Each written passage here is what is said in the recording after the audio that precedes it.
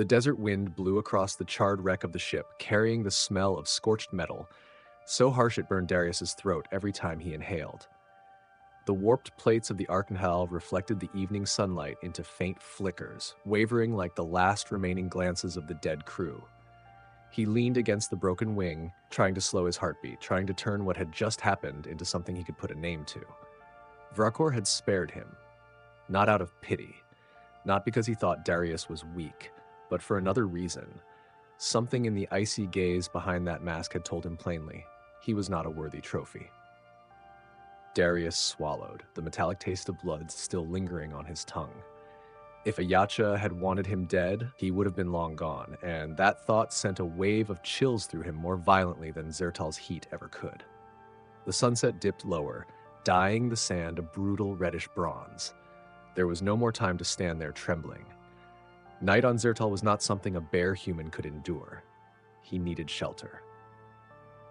Darius turned away from the wreck, hoisted the torn backpack onto his shoulder, and walked toward the western Black Rock region, the area the survey team had called Ridgefall while still in orbit. The place was filled with jagged fissures, stone clusters jutting from the ground like teeth, casting shadows darker than the night sky. It was also the only place where he might find a decent cave. After about an hour of oppressive silence, he spotted a cave entrance, not large, but deep, with a thick enough roof to block some radiation. Strands of faint purple obrex minerals ran through the rock, making the place look as if someone had drawn glowing veins along the walls. Good enough. His voice was hoarse. He crawled inside, removed the outer EVA armor, leaving only thermal underlayers and the inner protective suit. Inside the cave, the air was cooler, quiet enough that he could hear his own heartbeat, hurried but steady. No rest yet. There was still too much to do. Darius sat down, rummaging through the scraps he had salvaged from the ship. Most of it was useless. But an SEU surveyor never set foot on a planet without knowing how to create what he needed from a pile of junk. He began. 1. The spear. He found a structural spine from the ship, about half a meter long, slightly curved, but sturdy. Then he picked a shard of tungsten carbon armor from the hull, its edge sharp as a scalpel without any grinding. Darius propped it against a rock, and took another metal rod as a hammer and tapped it rhythmically, bending the shard into a crude but sharp spearhead.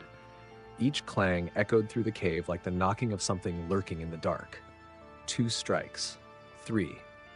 10. Eventually, the spearhead held its shape. He wrapped the connection with a scorched cable, tightened it, then heated it using a leak from the power cell, creating a layer of molten resin to secure it completely. When the spearhead reflected the purple glow of the Obrex crystals, he exhaled softly. 2. The rope.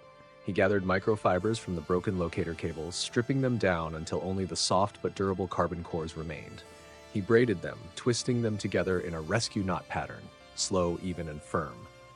The rope was less than 2 meters long, but enough to anchor him while climbing or to secure anything inside the cave. 3. The Obrex compass. He took a small Obrex crystal he had picked up near the crystal forest. When placed near a piece of hull metal affected by the strange magnetic field, the crystal vibrated slightly, pointing its tapered end in a steady direction. Darius rotated it several times. It still pointed the same way. Apparently, the underground magnetic currents of Zertal were strong enough to draw the crystal. Not a perfect compass, but it was all he had. He mounted the crystal onto the face of his broken watch, fixed it with molten resin from the leaking cell. It became a crude compass, its dim purple glow trembling each time he moved his wrist. "This should keep me alive for one more night," he muttered, unsure if he believed it himself. Outside the cave, the Zertal wind shifted, hissing long and sharp like steel scraping across glass. The yellow-red light deepened into dark violet, then vanished. Darius stepped toward the cave mouth, eyes scanning the plain. The sand no longer drifted gently as it did during the day. Now it moved in sudden pulses, as if something were slithering beneath it. He stepped back, memorized it. Far off, the purple beams from the Obrex forest stabbed upward like glowing blades. Beautiful, but beautiful in a way that made humans feel brutally insignificant. Even farther away, he saw a black figure standing still like a stone pillar. Tall, broad, terrifyingly silent. His heart clenched. He didn't have the courage to confirm what it was.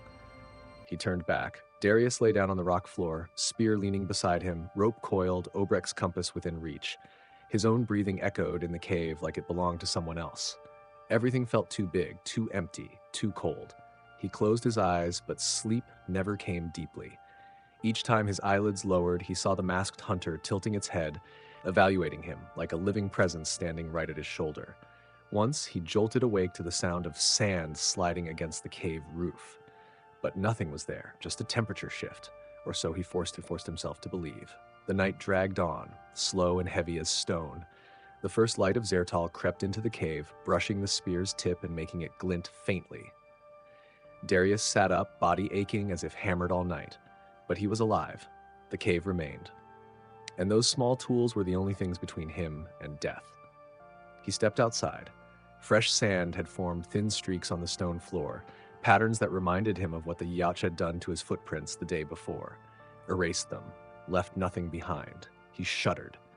On this planet, even when one survived, they could still be erased from the world as if they had never existed. Darius tightened his grip on the spear and inhaled deeply. A new day had begun.